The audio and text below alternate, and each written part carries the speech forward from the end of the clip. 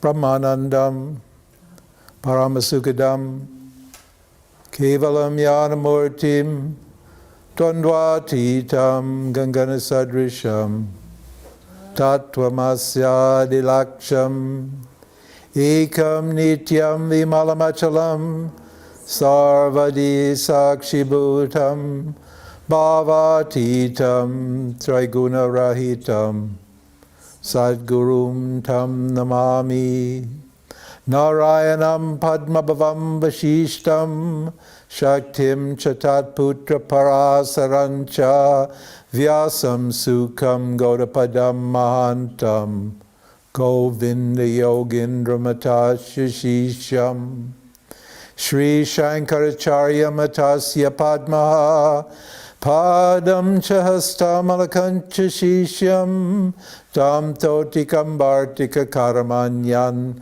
Asmad Gurum Shantatam Anatoshmi, Vishwam Darpanadrishyam Anyanagari, Tulyam Nijantargatam, Pashyan Atmani Mayaya, by Horivod, Bhutam Yata Nidraya, Yasakshat Kurute Prabodha Samaye, Swatmanameva Dvayam, Tasmai Shri Gurumurtaye Namaidam, Shri Dakshinamurtaye Namaha Om.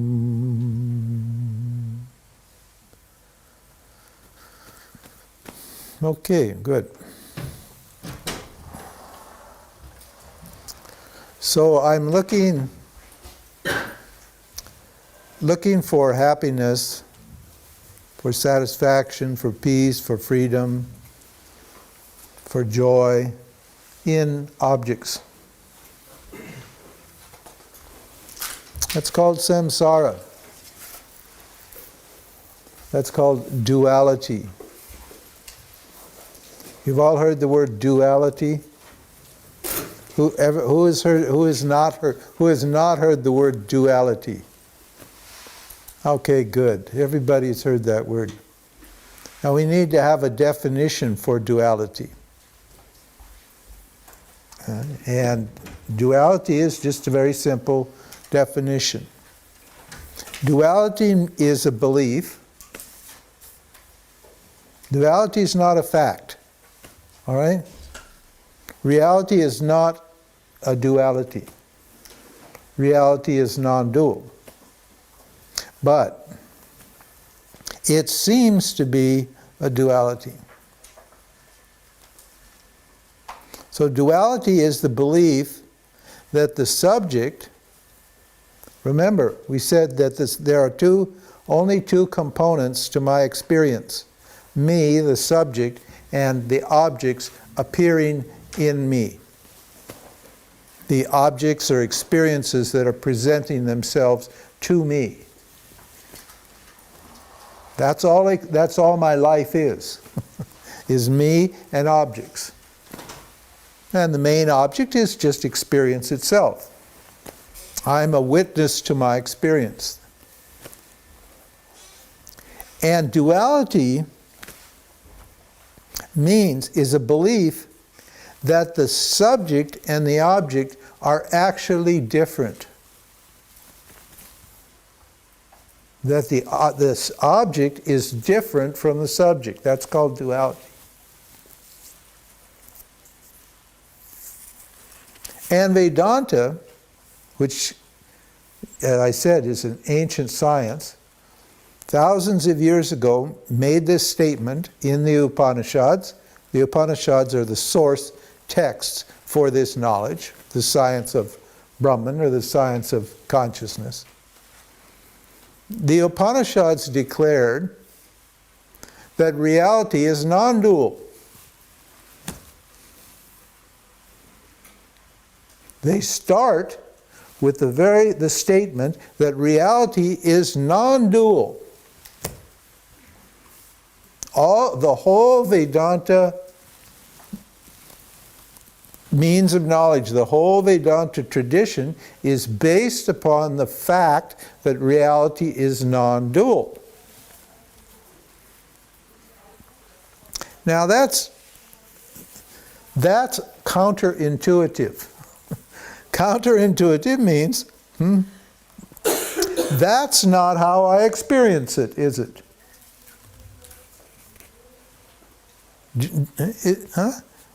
Do you experience reality to be non-dual? Do you experience the objects to be one with you, or do you experience the objects to be separate from you?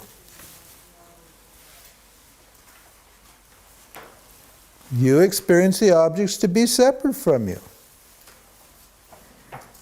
I do too, everybody does. No? Oh, good for you.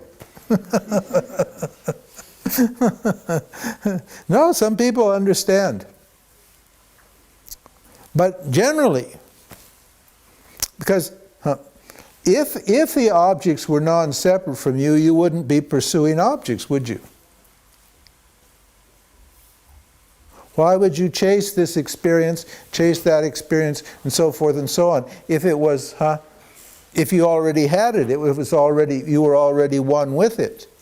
Why would you go for an experience, for an object? You wouldn't. You would only chase an experience, what? Because you think it is separate from you, and if you get it, it will make you complete. It will become one with you. The whole thing about love is becoming one with somebody else, isn't it? The worldly love is that feeling of being one, being connected, being non-separate from the other person. That's what joy or happiness is.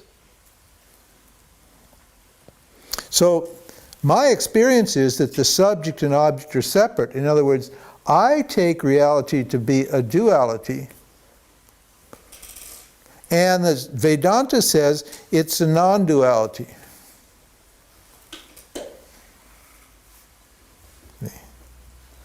Now, look at these lines.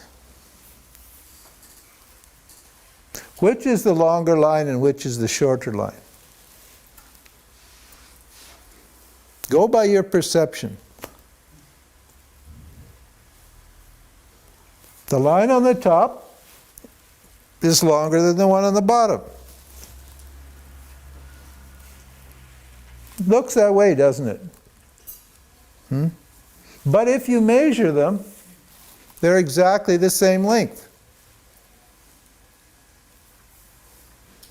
Just subtract the fins. Subtract the fins here and the fins here, and you'll see that the lines are exactly the same length. This is called the Mueller-Lyer illusion.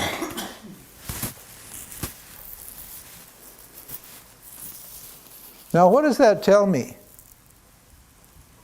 Experience tells me one thing, and knowledge tells me something else, doesn't it?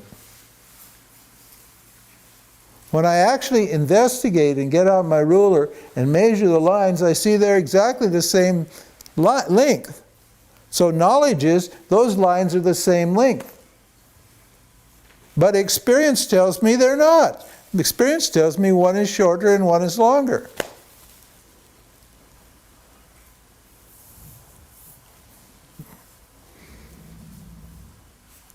Is that right? Think about it.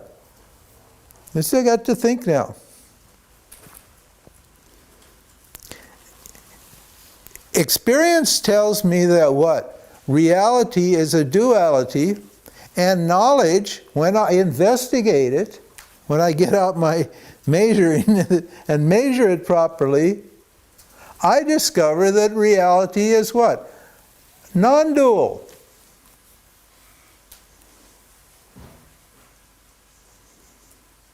Now, non-dual means what? Non-dual means the subject and objects are one. It doesn't mean they're the same, it means they're one. We'll explain this as we go. Non-duality means there's no space and time and causality. See, now, we're sitting here in this room. We're all sitting here in this room. And wouldn't you say, I mean, just superficially, wouldn't you say that I'm sitting here and you're sitting there? Huh? You would say that. Any normal person, if a person from the outside, a normal person, we're a little different. But if a normal person from the outside walked in the door, they would say, that man is sitting there and those people are sitting there. And Vedanta says, no, it's not so. You're not sitting there and I'm not sitting here. There is no separation between you. Where is the line actually between you and me? Is there some magical point where you're there and I'm here?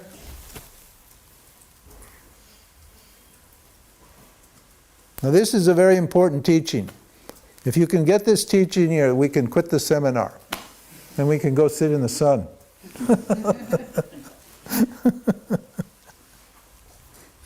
This is called the location of objects teaching, and this will show you what non-duality is. Duality we know well enough. Duality is just our own experience. That's your everyday experience. But non-duality, it takes a certain amount of inquiry, brain power, investigation, science to understand. Now,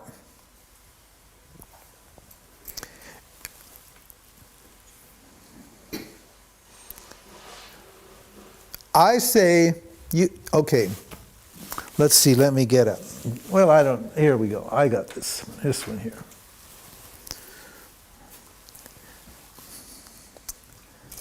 Where is this pen located? In my hand. Did somebody say in my hand? Don't be afraid, okay? I'm not going to bite you.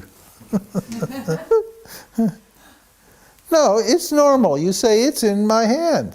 It's over here in my hand. I say no, you're wrong. This is not in my hand. This pen is in me.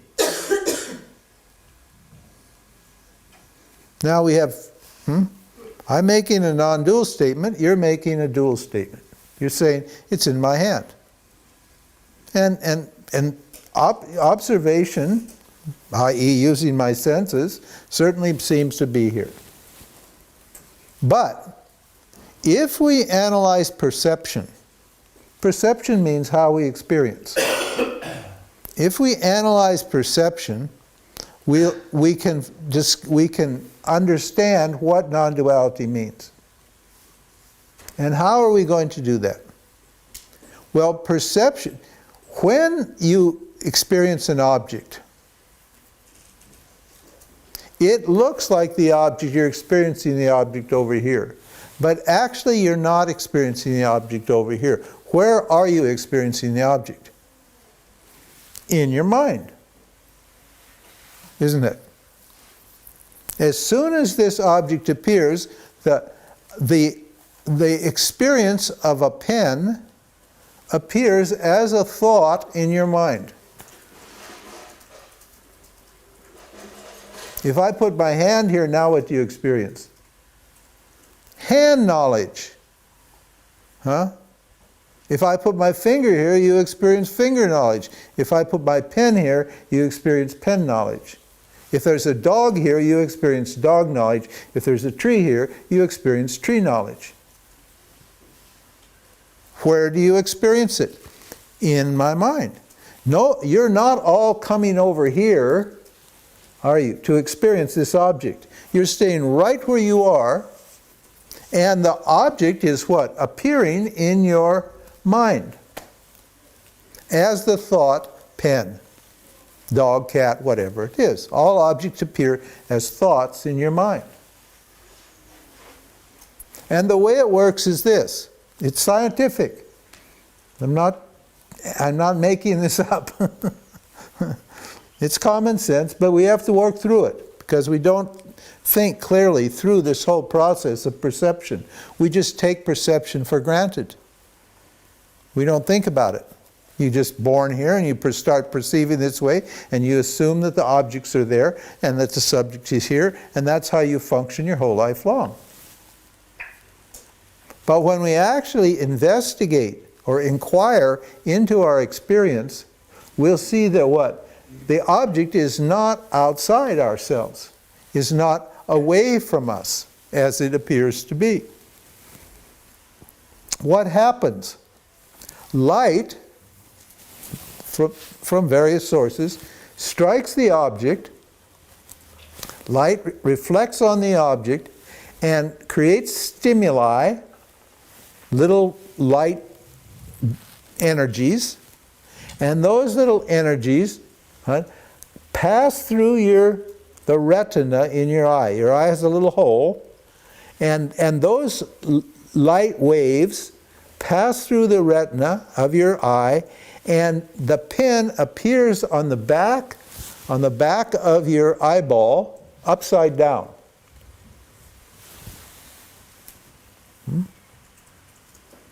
And then the information, the pen, is just information, is just knowledge. It passes down the optic nerve. Isn't it the optic nerve? I think it's the optic nerve.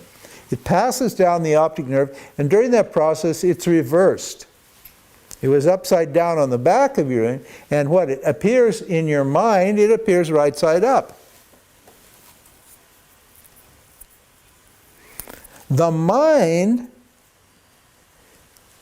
takes the shape, the form of the object, and the knowledge of the object arises, is illumined by awareness, and what? And knowledge of the object appears, comes to you.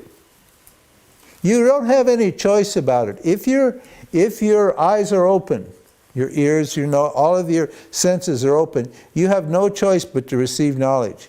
It's not a will-based phenomenon. It just happens that way. That's how knowledge happens for everybody. Perception knowledge. There's another kind of knowledge, but we're talking the perception knowledge or experiential knowledge. So the mind takes the shape of the pen. And how can it do that? Now it's taken the shape of a pen. Okay? What happens now when the pen goes and my hand comes?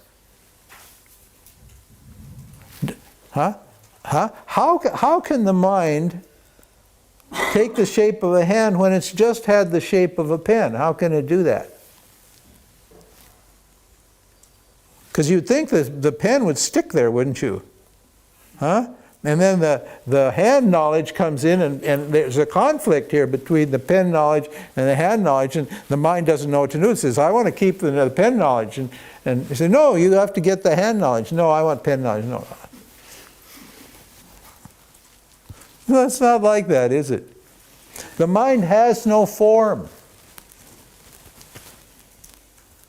The mind is just consciousness, and it doesn't have any form. So it can take the form of anything that appears in it. It's like water or air. It's flexible, it's plastic. You put one thing in front of the mind and it takes that shape. You put another thing in the mind and it takes that shape. It can take any shape because it's limitless. Has no limits to it. It can modify to anything, to any feeling, to any thought, to any physical object. It can change. So, what is the what is the pen actually made out of? Is the pen made out of plastic? Huh? Is that what the pen is? Well, it could be. I mean, you could call it plastic, I suppose. Huh? But what about plastic? Where does plastic appear? In your mind. Atoms. Huh? A lot of atoms. Yeah, okay, it's atoms. Okay, yeah, it's atoms, quarks, protons, neutrons, huh? Space. Then those waves or protons or neutrons or chemical, whatever those things are, those little tiny particles, waves of particles. Those are all playing in what? In space. And space is what? Where does space exist? In the mind. That's right. It's only a thought. Did you ever see space? Did you ever smell space? Touch space? Feel space? You never, no, not possible. It's subtler than your sense organs. It's just a thought in your mind. So knowledge of space is just a knowledge of a thought, the space thought. So you're not actually experiencing, even if we want to get back to consciousness, we can, as science is doing, we can dig down into matter, but at every level of which we investigate the matter, what? The matter changes and disappears. And the object that we saw 1 minute, what, isn't there then at the next level, and that object disappears and at the next level, and each object keeps disappearing, as we keep breaking this down. We can't actually find that this is a solid entity, object, existing in a particular place at a particular time.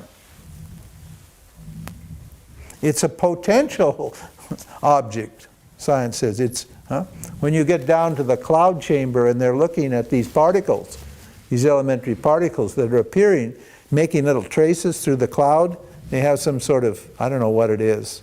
They call it a cloud chamber. And that's how they determine the movement of these particles. The particle appears, and they say, oh, there's the particle, and then suddenly the particle disappears. And they don't know where it went. There's no, it appears and then it disappears. It just poof, goes, and then it comes up again and disappears again. Where is it going? So is this a solid object in my hand? Well, science tells you no. But we don't need to bother with science, because we're teaching something else. Science is going to figure out one day, maybe, that reality is non-dual.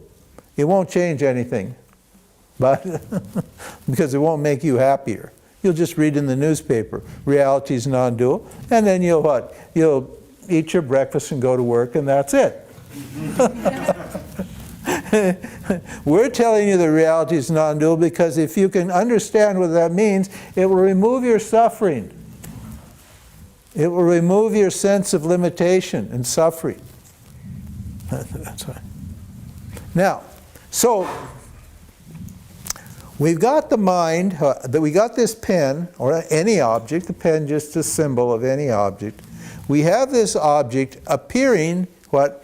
In me, in my consciousness, in my mind, as a pen thought.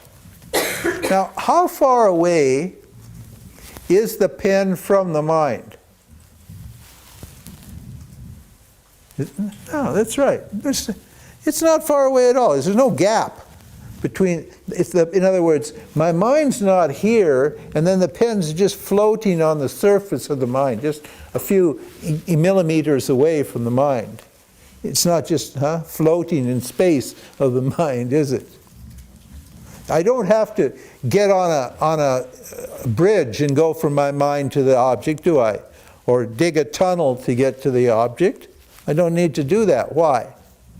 Because there's no separation between the mind and the object.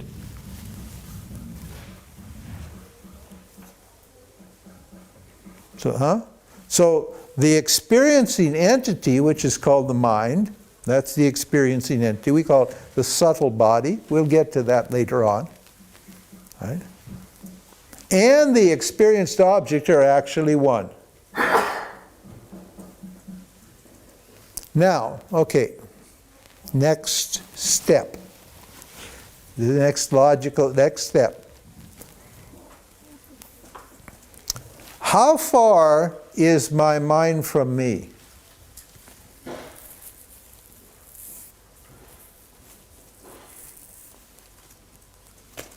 How far? Is there a gap? No. Huh? My mind is me. You can't find a break. You can't find a gap. See, duality means there's a gap, there's a space. So that the mind is here and I'm here. But when you actually, from your own experience, you're telling me there's no gap between you and your mind, is there?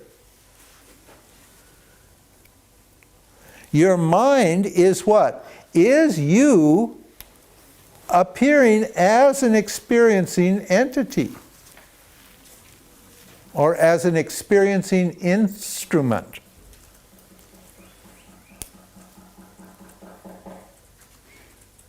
Then how far am I from this object?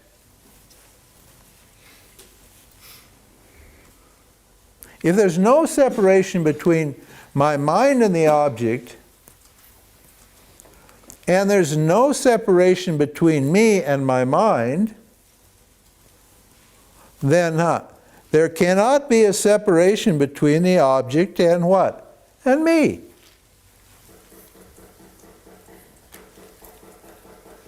That's what non-duality means. That's what knowledge tells us.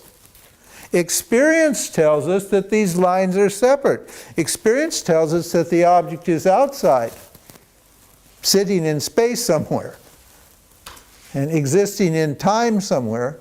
And knowledge tells us quite another story. Knowledge tells us that there's no separation between me and the objects. Now don't get depressed, okay? Because the natural thing to think at this point, the most natural thing to think is this. Well, then enlightenment must be that I experience the objects and myself to be one. Right? Does anyone have that belief? That the object and me have to merge in some kind of experience. And that as long as I'm seeing objects as separate from myself, I'm not enlightened. Huh? You know something? That's not true. Huh? That's not true. Enlightenment is simply what? Non-duality, which equals enlightenment, is just simply knowledge.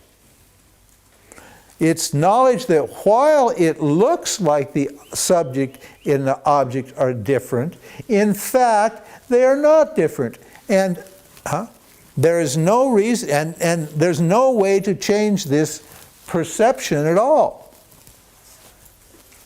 Because there's some factor other than myself that's creating this illusion of subject and object. And the object does not, stand in the way of the subject at all, does it? The object doesn't limit the subject at all. The subject, can take any form. It can have any kind of knowledge, instantly gain any kind of knowledge. Why? Because it's not conditioned by or modified by the experiences, the objects that take place in it. In me. Awareness.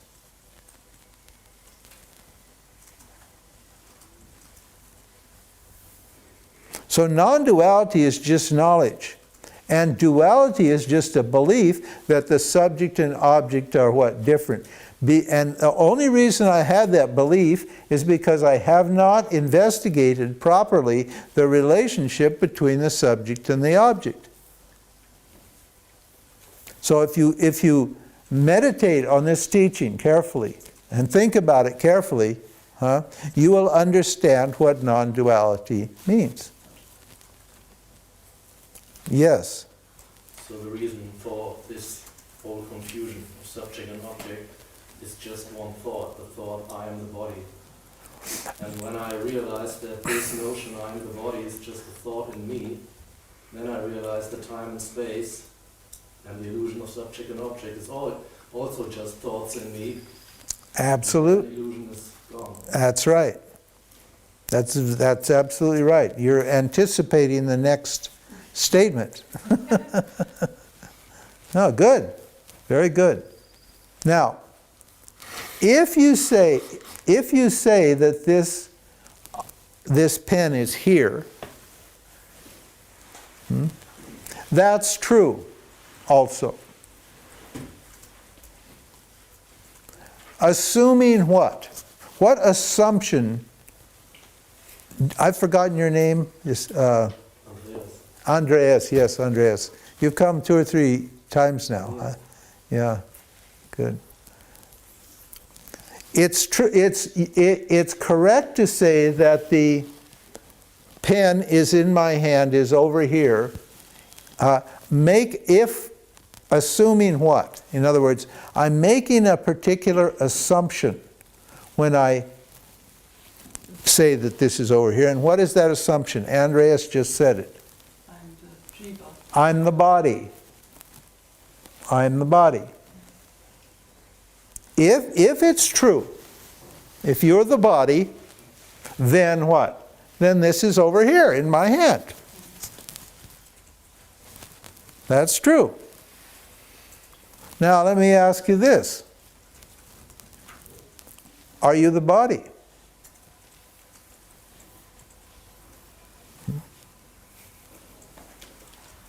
No, the answer is no. Where do you experience the body? How and where do you experience the body? You experience the body in the same way and in the same place that you experience what? The pen. The body is made of exactly the same substance, it's material, as the body, and the body is an object known to me. The body, as soon as I pay attention to the body thought appears in my mind, in consciousness, right? And the body is known.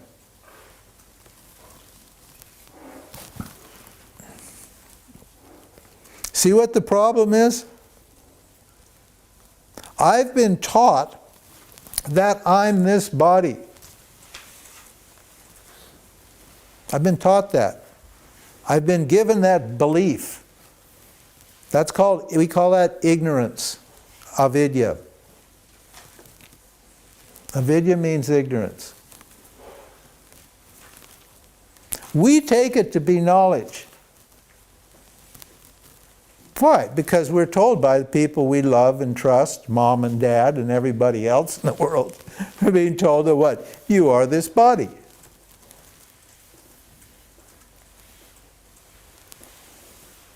But on analysis, on investigation, on inquiry, what?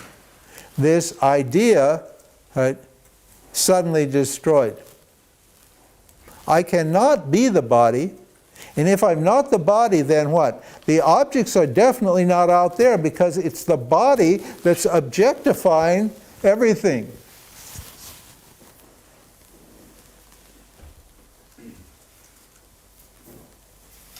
Understand? Now, if that's true, if it's true that reality is non-dual, then let's have a look at some of the Enlightenment ideas that are floating around in the spiritual world, and see how those ideas stack up. The first idea that we need to investigate is the idea that enlightenment is no mind, no thoughts. Nirvana. You've all heard that notion, huh? And that's the Buddhist notion. The self, enlightenment is nirvana. Nirvana means, vana means flame or desire or thought, because all thoughts come out of desires. And nir means not. So it's a state of desirelessness, of thought-free state.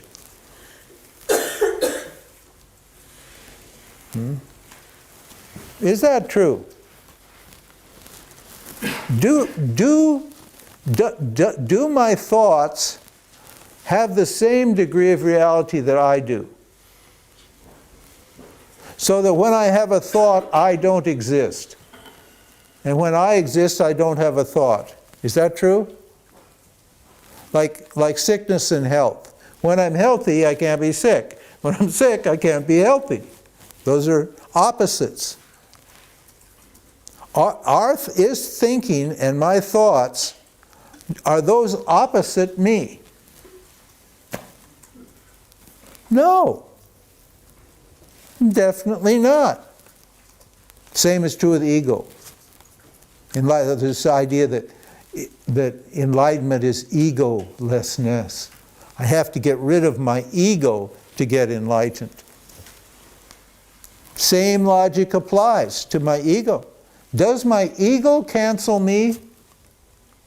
If I have an ego, do I cease to exist? And when I exist as myself, is my ego gone? No. Hey, ego is just the same as any thought or any object. It's just an object appearing in me, and it doesn't change me, does it? For me to say that I have an ego means what? That I exist prior to my ego. That I exist prior to my mind. That my ego is only an object appearing in me.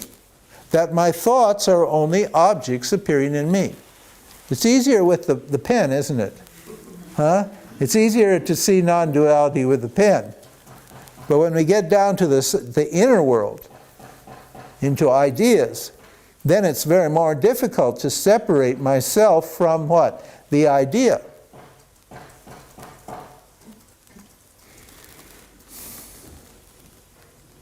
See, for an object to exist, I have to know that it exists, don't I? You can't have an object without knowledge of an object. And to have knowledge of an object, what do you need? Consciousness. Consciousness. You have to be conscious. Now, when you experience a thought, when a thought comes, and this is how, just look at your own experience. Right? I'm here aware, and then a thought appears to me. Do I disappear when the thought appears? No. Huh? I don't disappear, do I? Now the thought goes. When the thought goes, do I disappear? Do I go? No, I don't. I remain what? Observing what? The absence of a thought. Now the thought is gone. Now, but what am I seeing now? The absence of a thought. When the next thought comes up, I didn't appear along with that thought. I was already here, wasn't I? And then the next thought appeared. So what? I'm constant. I'm always present. I'm never not present. And thoughts, feelings, experiences, including ego and so forth and so on, all of those things arise in me are manufactured out of me and dissolve back into me, and they don't change me at all. Isn't that right?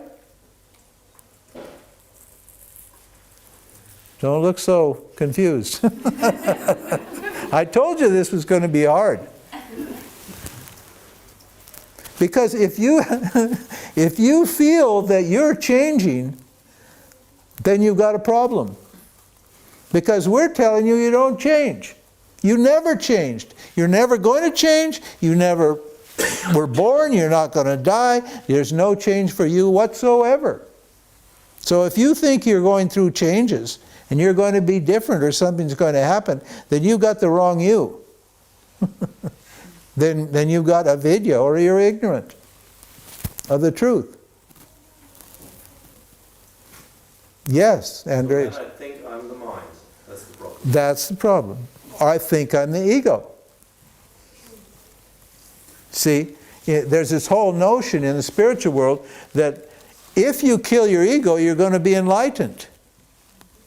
If you kill your mind, you get rid of all your thoughts, you're going to be enlightened. If I think I change, I'm getting more conscious of myself. Is this right? No, you can't get more conscious. Yeah. No, you can't. Consciousness doesn't change. Consciousness is permanent, it doesn't change. Yes, but the way to get aware of this consciousness. But no, you can't be aware of this consciousness because reality is non-dual. There's only consciousness. There's this belief that there you're saying that I'm this person who's going to be aware of consciousness, isn't it? I'm getting more aware of consciousness, you're saying like that. But that's not true. You can't get more aware of consciousness. But if I meditate, I get more and more deeper into my own knowing about it. Knowing about you, those are just thoughts. You just have a different kind of knowledge. You have more knowledge of what? Of consciousness, but you're not more conscious. knowledge of consciousness. You have more knowledge, yeah, yes, you may have more or less knowledge, but the more you get that kind of knowledge, the more ignorance you discover, isn't it? Vedanta is the knowledge that ends the quest for knowledge. It's called self-knowledge. When you understand what non-duality is, you see, your statement's based upon duality. You're taking duality to be real. You're saying that I and consciousness are what? Two different things. And that I'm getting this more knowledge of consciousness. Here's consciousness, and then I'm here, and I'm getting, as I go deeper and deeper, okay, consciousness here, I'm going deeper and deeper. The deeper I go, the more knowledge I get of consciousness. So that implies what? That there's two yous. A you that there's this consciousness that you're understanding, and then there's the you that's understanding it. But that's not how it is, because there's only one consciousness. And there's not two yous. You cannot become aware of consciousness. Why not? Because consciousness cannot be objectified. That is, you can't turn yourself into an object to be known. We'll get to that. Let's go back to this in these enlightenment. We'll come on that just shortly. You guys are good. You're anticipating. It means you're following the logic here. That's very good. Very good. Okay. So, whether or not I have thoughts, it doesn't matter, does it, as far as my existence is concerned? As far as who I am is concerned, is it? Because thoughts don't change me. Experiences don't change me, do they? I just remain always the same, aware, and then the experiences appear as objects in me, constantly coming and going, and what? And I just remain the same. Isn't that your own experience? Yeah.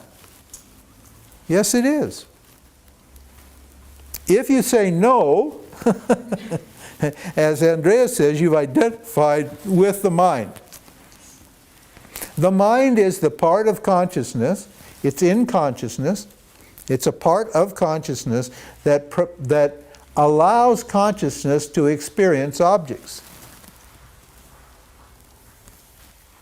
We'll get to that when we explain Maya and how that works.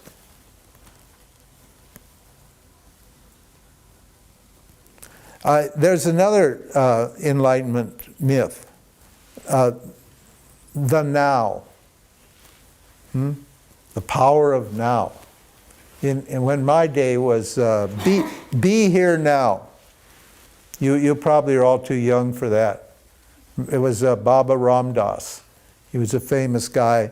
He was a PhD from Harvard University who took LSD and then started the psychedelic revolution in America, and then dropped out of acid and went to India. And he wrote this book called Be Here Now. It was the power of now, like 40 years ago. And then later on, Eckhart, tell us about 10, 15 years ago, Eckhart Tolle wrote a book called The Power of Now. And the idea there is that if I can get in the now, then I'm free, I'm enlightened. I'm not in the now. Why? Because I'm always in the future or the past, or I'm too agitated about something that's going on in my mind. And if I can just experience the now, then I'm free. Is that true? Does anybody believe that? No, a lot of people believe that. Millions of people believe that. Tell me how you get in the now. How would you do that? Not think about the future, not think about the past, just live in the moment. Are you not doing that right now? Of course. Then what? Then you are experiencing the now all the time, aren't you? Yes, but you can imagine how things could happen, what can transpire. Right, but those would just be thoughts. Exactly. Thoughts of the future or thoughts of the past. But no experience takes place in the future or the past, does it? You never experience, huh? No, you're always experiencing now. You're never experiencing, you never go to the future to experience, you never go to the past to experience. You're always only experiencing now, because there is only now. Because what? Now is just a word that describes consciousness, yourself. It's a very bad word. It's an extremely bad word. Why? Because consciousness is not in time. So we're describing enlightenment or the knowledge of consciousness in terms of time. And that gives us a notion, a misleading idea that what? We can gain what? This thing called the now. We can experience this thing called the now. When we're already experiencing the now, we're never not experiencing the now. We're always experiencing the now, because the now is us.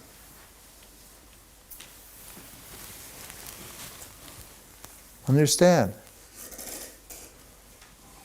We said space and time is only a thought. Yeah. Thought is in me. Yeah. So there's no now. Yeah. That's right. The idea of what the now is a thought, the idea of the future is a thought, the idea of the past is a thought, the idea of space is a thought, the idea of a time is simply a thought. And all those things appear in me, in consciousness, and disappear out of me, leaving me unchanged. And if you say, I have to experience, enlightenment is experience of the now, we've got a problem, don't we? Because we've got duality again, don't we? Who is going to experience the now? How are you going to experience the now when you're already experiencing the now? Huh? So I don't have an experience problem here. I've got an ignorance problem. Understand?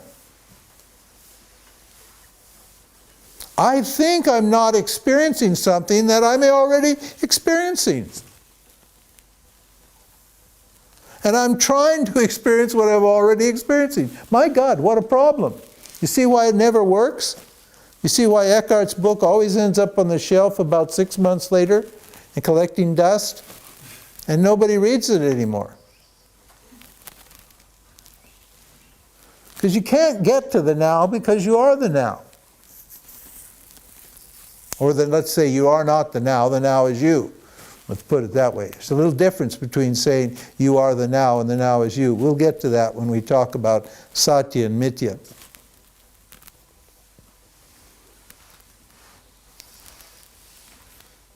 We have to take apart these notions because we want to stop you from what?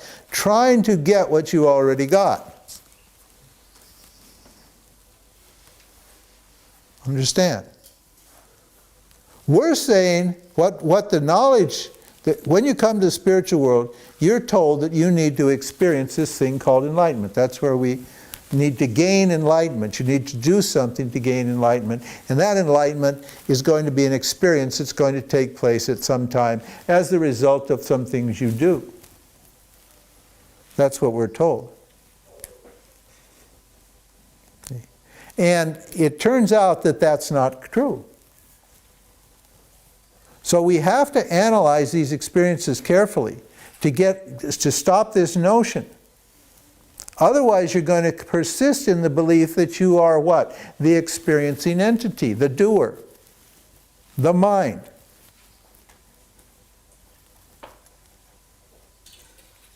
Understand?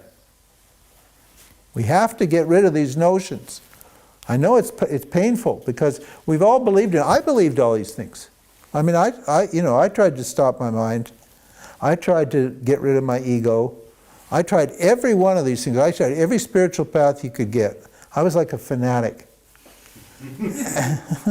I had time and I had money, so I could have wasted my time doing this.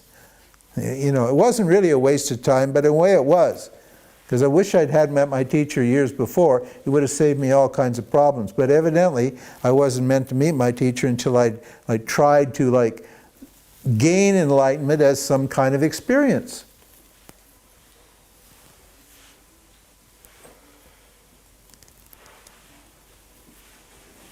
How are we doing here? 3:30. Take a little break. Huh? Are you okay? You good? You want to go on a little more? I don't want to jam you up too much. Huh? See, when I come to the spiritual world, this is what I'm taught. I can do this and I can get this moksha, this enlightenment, this freedom, by action, by my spiritual practices. And you can't. Why? Because action cannot produce a limitless result. We said that earlier, didn't we? And the one who's doing the, because the one who's doing the action is limited. And because the results of action never last. So any enlightenment that I would get through action, what? Is not going to last. We call that experiential enlightenment. There is experiential enlightenment. And that's very wonderful. And it may last for a day or a week or a month or a minute or 2 or 3 or who knows, however long. And then what? Off it goes. Because that notion of enlightenment is based upon the idea that reality is a duality. That's why it doesn't work.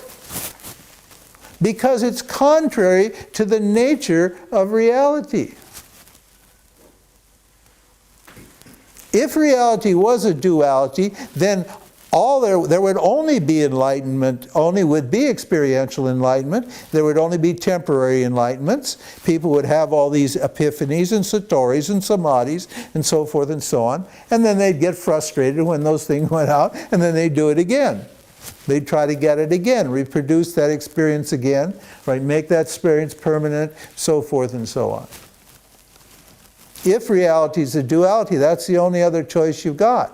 But reality is not a duality. Reality is non-dual. If that's true, now understand this, this is the key here in this teaching. If that's true, then I don't have an experience problem. I've only got an ignorance problem. I think that reality is a duality. I think I'm separate from myself. Myself being limitless freedom. Myself is limitless. It has no boundaries, no barriers. It doesn't modify, it doesn't change. It's everywhere. Right? That belief itself is separating me from myself. I can't be separate from myself, but I take myself to be separate from myself. And therefore I try to gain freedom when I'm already free. Huh? Yeah. I'm trying to get what I already got by doing something.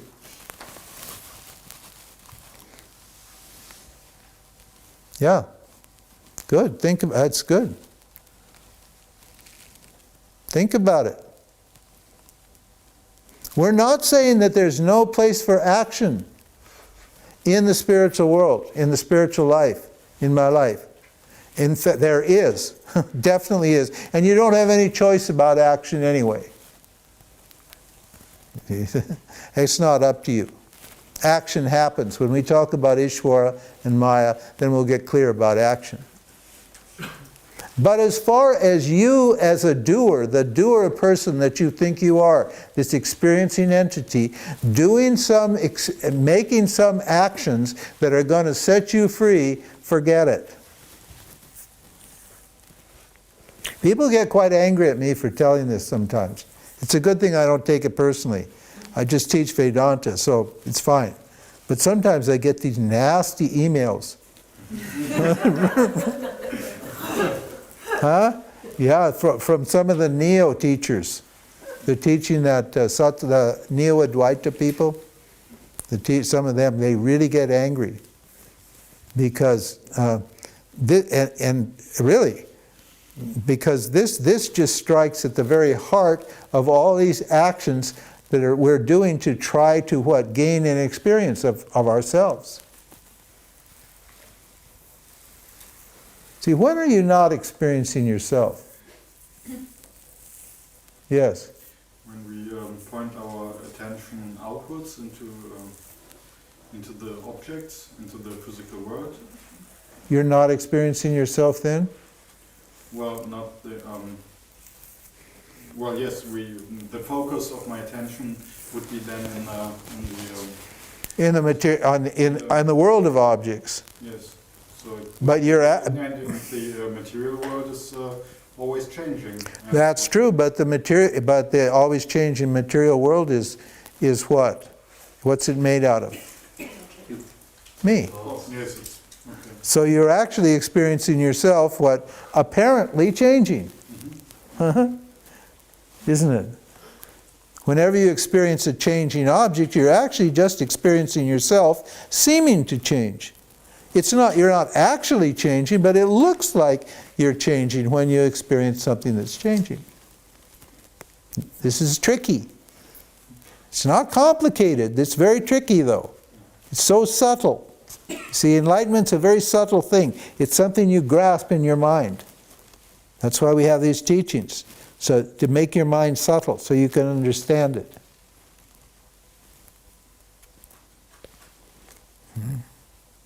When are you not experiencing you?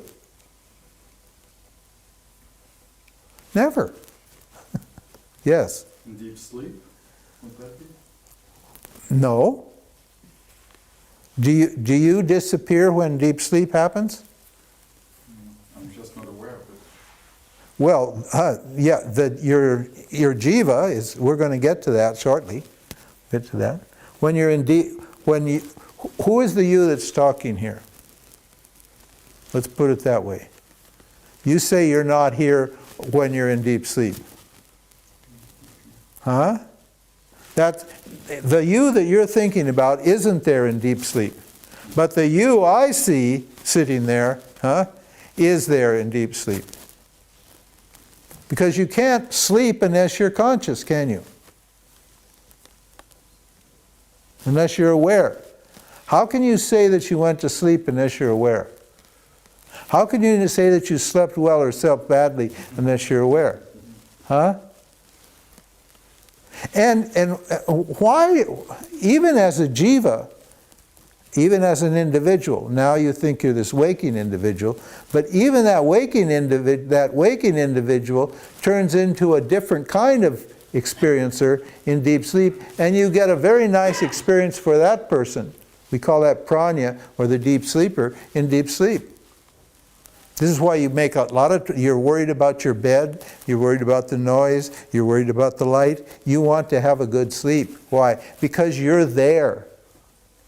One as a deep sleeping entity, a limited entity, which is going to change into a dreamer or a waker. And two, you're there as awareness, what? Making it possible for what? That experience of deep sleep to take place. Because you cannot have experience without consciousness. And experience is just, for as far as jivas are concerned, individuals are concerned, has only three forms. Waking, dream, and deep sleep. That's all experience is. It's three states. Waking, dream, and deep sleep. And none of those are possible without consciousness. If you remove the consciousness, then there's no deep sleep, there's no waking state, and there's no dream state. Experience disappears. Because experience depends upon consciousness for its existence. It is consciousness, you, apparently changing. Seeming to change. Seeming to go through these different states or experiences.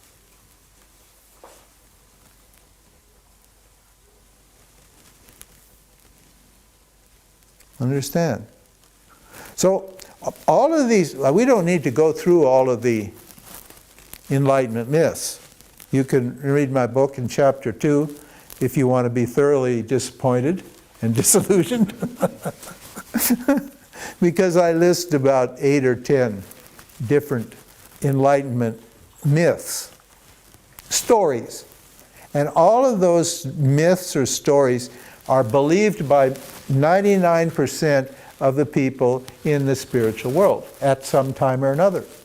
And they work very hard, labor very hard under these illusions and these myths, believing these stories until they eventually understand that there's something wrong with this narrative. That's when you start to really grow up. You really get mature. And listen, there's nothing wrong with it, because my whole orientation when I move into the spiritual world is what? I'm an individual, I'm a jiva, I'm a doer. A jiva means a doer. An individual person, a thinker, a feeler, an entity. And my whole life has been nothing but pursuing objects. So it's just very natural that, and ignorance is still with me. Just because I'm spiritual doesn't mean ignorance has gone away. So ignorance just carries right on into my spiritual life, and it makes me believe that I can what? I can do this thing, these actions, and get this result called enlightenment, or get it myself. It's just so natural. I don't even think about it. That's why when you go to the spiritual world, 99%, 95% of the teachers are teaching what? That you need to do this to get enlightened. You need to follow me, you need to chant, you need to meditate, you need to pray, you need to raise your kundalini, who knows? Whatever it is. They all tell you that. Well, how are you to know any different? So you sign up for their program. And you get your Satoris, you get your Samadhis, everything's lovely for a while, and then what? You're off to the next teacher. That one didn't work. Maybe I just have the wrong technique. So you try another technique and another guru. You become a Buddhist, or you become a yogi, or you become a who knows what. There's as many paths as there are people that there are as many paths as there are people out there. Everybody's got a different idea. Oh, well, that didn't work? Well, we've got just the thing for you.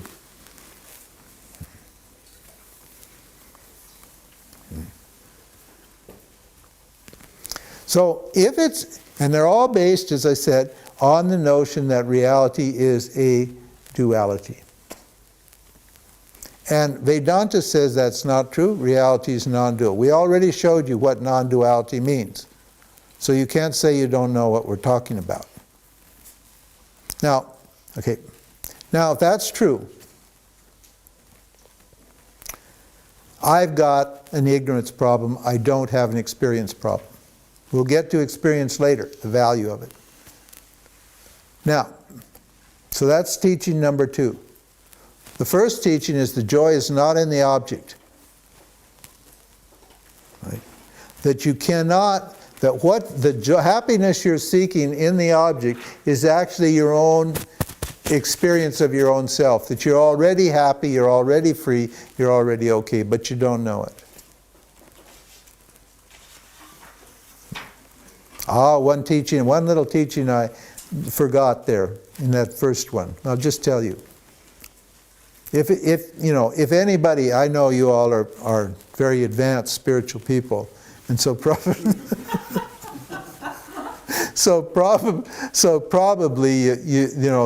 you figured this out. But if you haven't figured this out and you're still looking for objects to make you happy, then you should know this one more sad, miserable fact.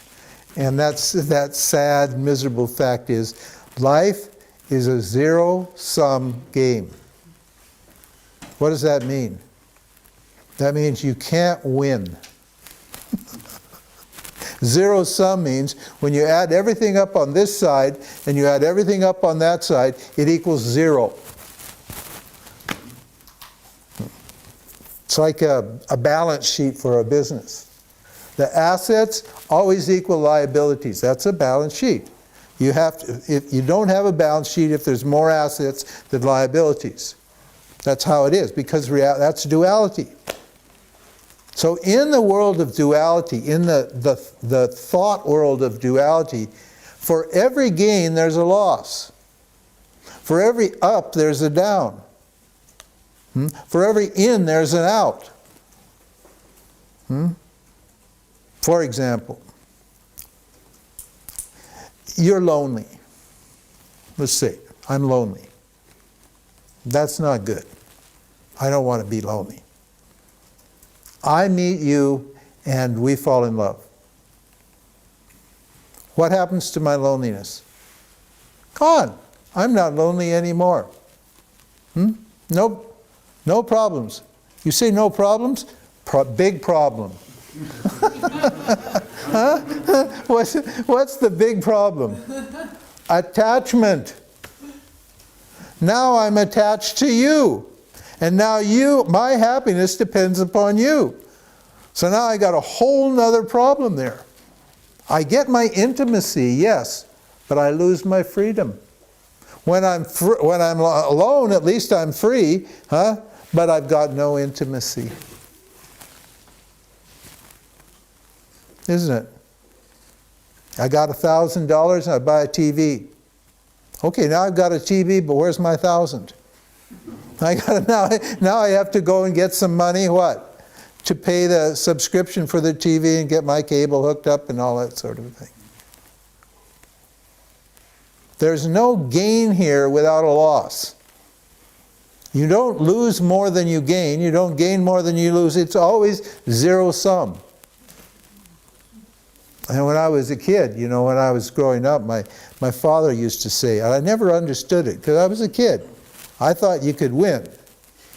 He said, you just can't win here. Huh? He used to say that often. I did it several times a week. I love my father. We did a lot of things together.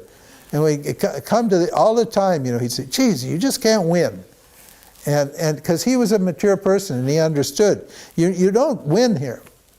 My dad was like an enlightened person without the enlightenment. He was, yeah, he was very dispassionate. He was very clear. He wasn't chasing anything. He was really cool to be with. He was a very jolly, happy guy, basically. He didn't know why he was jolly and happy, but he did know that you can't get anything here. That you can't lose anything and you can't gain anything. That's like enlightenment without knowing it. So teaching number 1, the joy is not in the object. That reality is not a duality, it's a zero-sum game. A duality is a zero-sum game, let's put it like that. The second teaching is what? That I'm already free, and therefore any attempts to get free by doing actions is not going to work. The idea that I can do actions to get a result that will make me free is what? Just a frustration. I'm just frustrating myself. It's ignorance. And I keep trying over and over and over again, thinking one more meditation, just a little deeper, so forth and you know that one? I just got to meditate a little longer. I've only meditated 5 hours today. Maybe if I meditate 7, then something will happen, You know that one? You keep waiting for that experience, boom, that big explosion, And when that big explosion comes, oh, peace and bliss, finally enlightened. Until what? There's this little tickling in your mind and the desire comes up and you start thinking of this and thinking of that, and pretty soon what? You're all disturbed and agitated and the subject-object duality comes back and what? Your enlightenment goes away and you say, oh, well, why couldn't I hold on to it? Why couldn't I make it permanent? Well, there's no permanent experience. Experience is by its nature impermanent. There's only one experience that's permanent, and that's the experience of myself. And that experience of myself is not by someone other than me. In other words, I'm always experiencing myself all the time without doing anything. Now that's nice. Since my nature is whole and complete and it's blissful by nature, then what? When I know who I am, then what? I just feel good all the time. Even when my mind feels bad, I feel good. Even when duality is operating in me, I feel okay. I feel satisfied. I feel complete. I understand.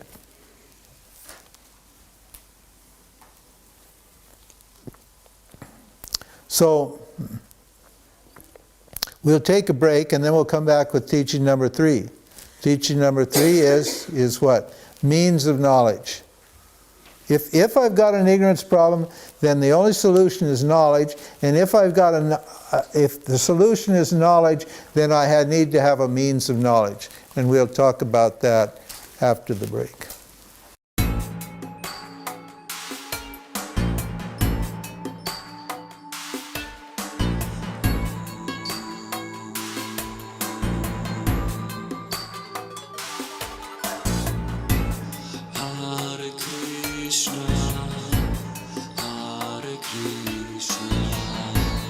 Krishna, Krishna